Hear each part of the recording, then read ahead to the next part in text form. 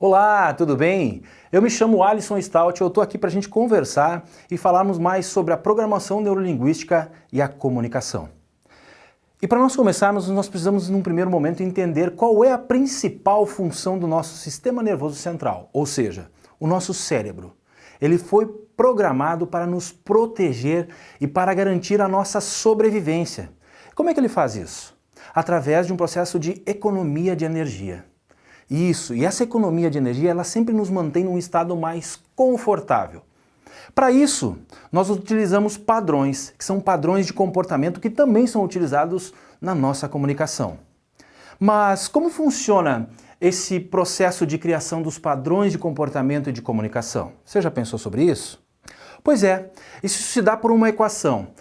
Quando junta-se um fato que acontece no externo, um significado que cada pessoa dá para este fato, que quando combinado com uma emoção gerada por este fato, com esse significado, ele consolida uma crença. E a partir dessa crença, nós nos comportamos e nós nos comunicamos conosco mesmo e com o mundo ao nosso redor.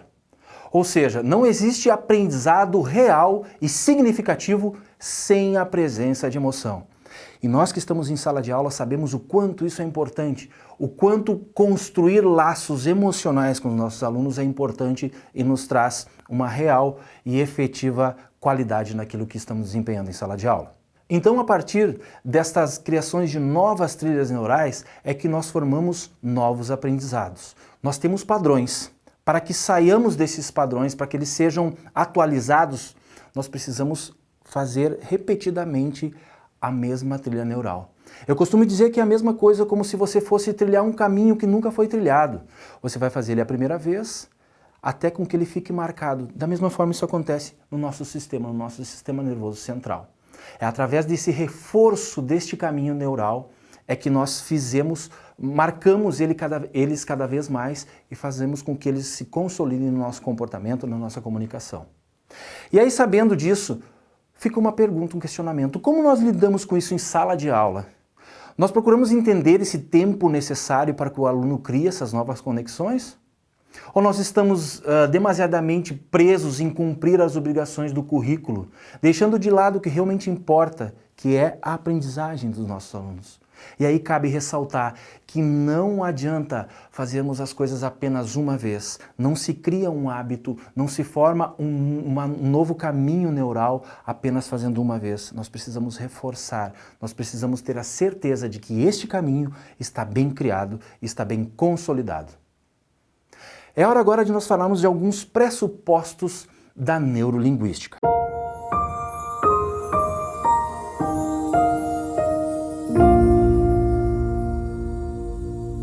Então, o primeiro pressuposto da PNL, da programação neurolinguística, na neurolinguística, trata de uma terminologia que diz que o mapa não é território. O que significa isso?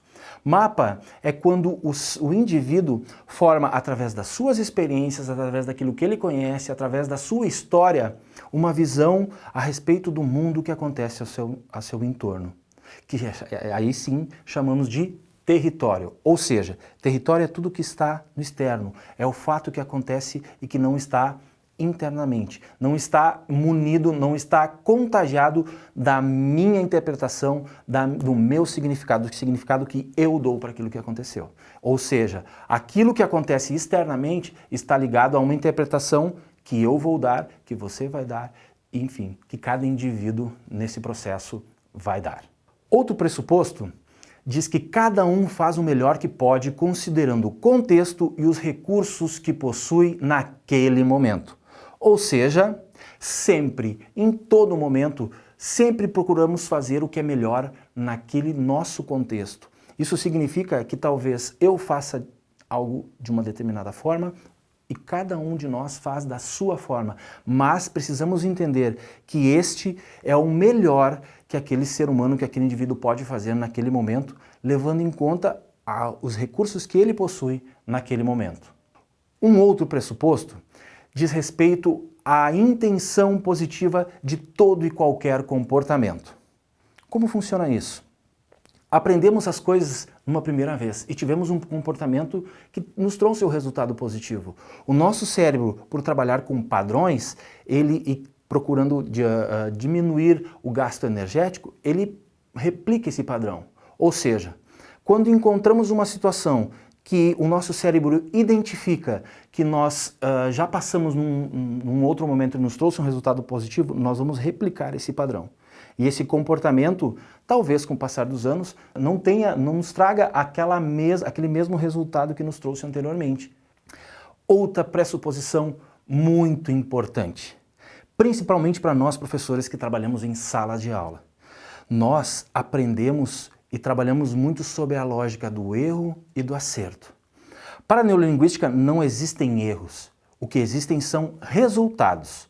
Nós aplicamos uma determinada técnica, aplicamos determinado estímulo e a partir disso nós temos um resultado. E é engraçado como isso muda muito. Experimente trabalhar com seus alunos em sala de aula a partir de hoje, a partir de amanhã, a partir de já. Elimine a palavra erro, elimine os erros, não existem mais erros para os seus alunos. Troca o fracasso, elimina essa palavra do vocabulário, do seu vocabulário do dia a dia, do vocabulário dos seus alunos. Procure trazer para eles a lógica do resultado. Você fez? Qual foi o resultado que você colheu? Você fracassou? Não, você teve um resultado indesejado. Outro pressuposto diz que as pessoas têm, ou potencialmente têm, todos os recursos internos positivos que necessitam para agir efetivamente. O que significa isso? Se você precisa fazer algo, tá, é como está no texto, você precisa fazer algo, você tem todos os recursos. Por vezes, a gente infelizmente não coloca eles no jogo e isso fica um pouco esquecido. Outro pressuposto muito interessante, principalmente também para nós que trabalhamos em sala de aula. Mente e corpo formam um sistema único. O que isso quer dizer? Que quando mexemos no nosso corpo, automaticamente alteramos a nossa mente. Quando mexemos na nossa mente, possivelmente também vamos mexer no nosso corpo. Só que mexer, entre aspas, na mente é um pouco mais complicado.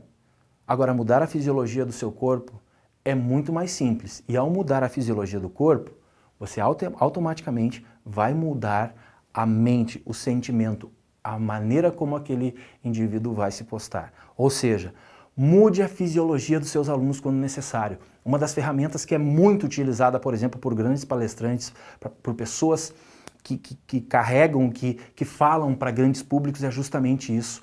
Volta e meia eles mexem com a fisiologia dessas pessoas. Por quê? Será que isso é algo que é aleatório? Óbvio que não. É porque ao mexer com essa fisiologia, fazer as pessoas levantarem, pularem, se espreguiçarem, saírem daquele estado de letargia, de talvez um determinado cansaço, você faz com que ela obtenha um novo ânimo, limpe a mente e continue no trajeto de aprendizado. Ou seja, faça isso, use esse recurso muito em suas aulas. O outro pressuposto diz que se você não está obtendo o resultado desejado, dê flexibilidade à sua ação. E é impressionante como nós, professores, via de regra, ou talvez de uma maneira muito genérica, temos uma certa inflexibilidade. Por quê? Porque aprendemos de uma determinada forma, aprendemos de um determinado jeito e replicamos talvez esse padrão que é lá de trás.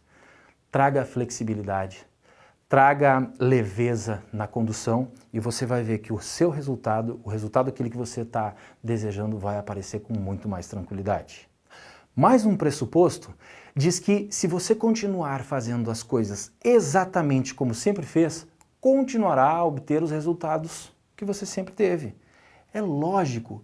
E como é difícil que a gente coloque isso em prática, por vezes, no nosso dia a dia.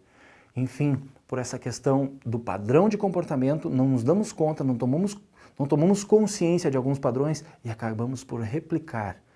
Dê flexibilidade. Faça as coisas de uma maneira diferente e você vai obter resultados diferentes. Mais um pressuposto: o elemento controlador de um sistema é o elemento mais flexível, ou seja, falávamos de flexibilidade. Num elemento de comunicação de uma sala de aula, quem é o elemento que controla principalmente a comunicação dentro daquele espaço? É o professor. Então, seja flexível no seu sistema de comunicação. Comunique de forma mais flexível. Como eu disse anteriormente, seja leve, traga leveza para a sua comunicação e você vai perceber o quão mais fácil é controlar esse ambiente de comunicação a partir deste movimento.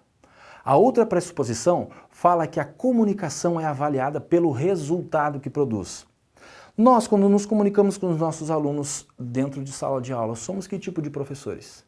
Aqueles que dizem que eles que deem conta, eu estou falando, estou dando meu conteúdo, eu estou dando a minha aula e eles que corram atrás? Ou eu sou aquele professor que avalia se a minha comunicação está adequada, se o público que eu quero atingir está sendo alcançado, se o resultado que eu estou esperando está efetivamente sendo produzido?